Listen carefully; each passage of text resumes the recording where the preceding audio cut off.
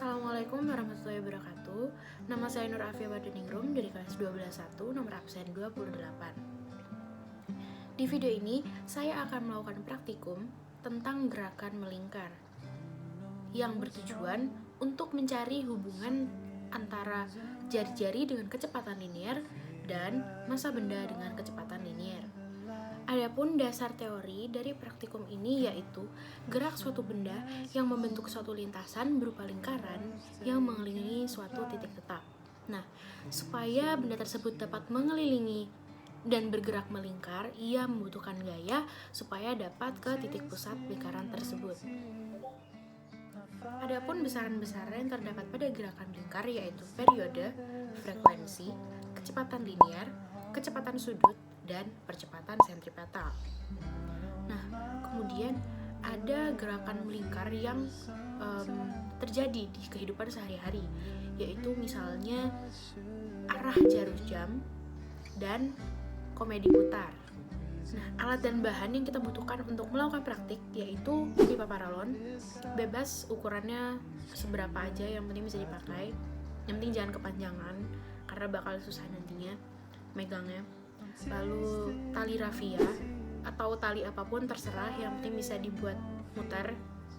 Kemudian bebannya sendiri itu ada tiga ukuran. Yang pertama 50 gram, kemudian 100 gram, dan terakhir 200 gram. Kemudian jangan lupa penggaris untuk mengukur talinya nanti. Dan terakhir stopwatch. Langkah pertama yang kita lakukan yaitu memasukkan tali ke dalam pipa.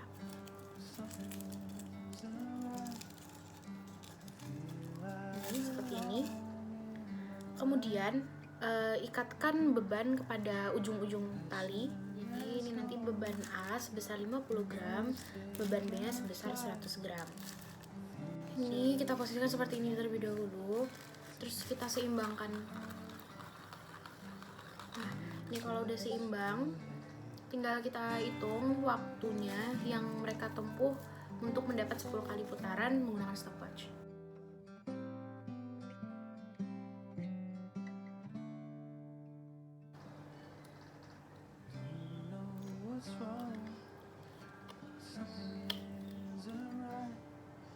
(21 cm). Kemudian percobaan kedua, beban A tetap 50 gram, tapi beban B-nya diganti kepada 200 gram.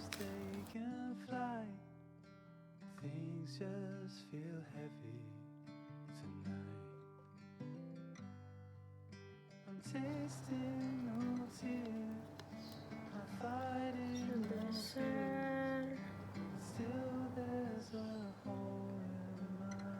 13 cm. Kemudian percobaan terakhir, beban A-nya diganti 100 gram, beban B-nya tetap 200 gram.